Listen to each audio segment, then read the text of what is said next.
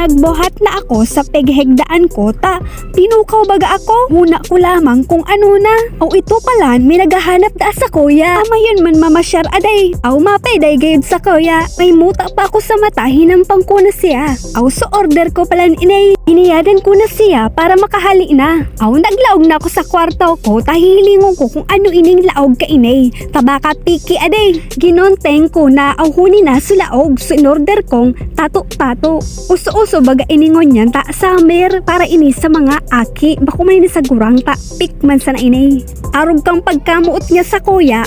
Peke, ubaloon taman daw ngaya ang may tato-tato sa sarong aldaw. Amate tamad daw ngaya ang peleng kang may ate-ate sa lawas. Iyan ang sabi ni Maderes. Garo ka kasta, garo ka ayot. Pero dahil na makita ka ini mapugulan ni Mader, tayao na inay aday. Pero dahil ko man ini ubuson sa lawas ko, taang laog kay ni ay 30 pieces. Hamaki mo an kung ilag mo ining 30 piraso sa lawas mo aday. Barato man san ini sa Shopee. Kaya bagalinagan ko manining pamangkin ko. Buda ang iba ka inay ipapabakal ko. Aw huni bagang mga pamangkin ko dai man ini mamakaray kung wara man sinda. Kung ano bagang nahiling sa kuya pigaarog man. Aw idol gay daw ka inay. Kung ano baga ang nahiling ninda sa mga gurang gusto man nindang balaon. Tas siyempre mga aki pa day. Curious pa day. Aw muya man ninda balaon ang mga pigigibo ka mga gurang. Kaya baga habang amay-amay pa ipaliwanag tana sa inda ang mga bagay-bagay na dapat nindang maaraman para pag abot kang panahon tama sa mga nakatanom sa saindang mga utak.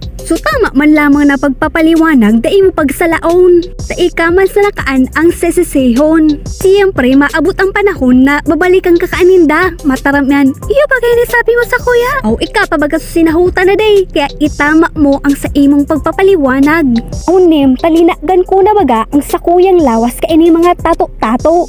Aw kang panahon baga day. Day pa man tanggap ang mga arog ka ining mga pigigiribo. Ang atian mo ang lawas mo day.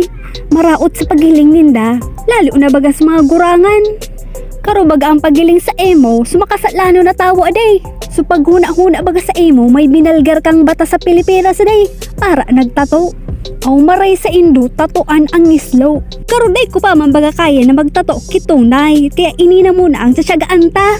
Aw matyaga mo na kita kaining piki. Buda, makantidad man kayod ang pagpapatato aday. Pwede ang sa imong bulsa. Emotionally, physically, and mentally. Kaipohan mong paghandaan. Siyempre ang pagpapatato baga makulog yan na day dagong baga ang idudulot sa imong lawas. Tapos nagsisika kang pinalaag mong tato day mo man trip o kaya pangaran kang piday mo ang pinalaag mo pero nag-break ka mo. Aw problema na naman bagaan kung paano mo ipapatangkas aday. Kadangagan-an. Kaya baga paghurupurupan mo nang gad kimaray ang gigibuhon mo. O day mo inipagibuhon muya mo sanang masabay sa uso. Ta uso baga day mo niya day. Ang magtato-tato kamili palan uso makikiuso ka man.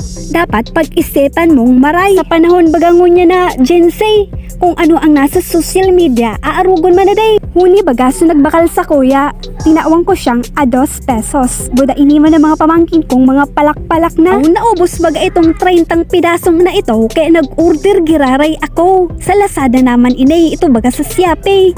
Huni sa mga design na nagkapirili ko. Aw magayon inita may mga buro butterfly, mga mimbro kaya digdikang paro-paro J. Aw mga maurag ang design ka ining mga nagka-order ko ngunyan. Madama na ko sa mga apple ko nang atero sa pangit na inido duli. Ang iba ka inay ipapabakal ko iraray. Huni naman supasuway kong pamangkin. Mapalaag naman da siya. Ano mga skin day?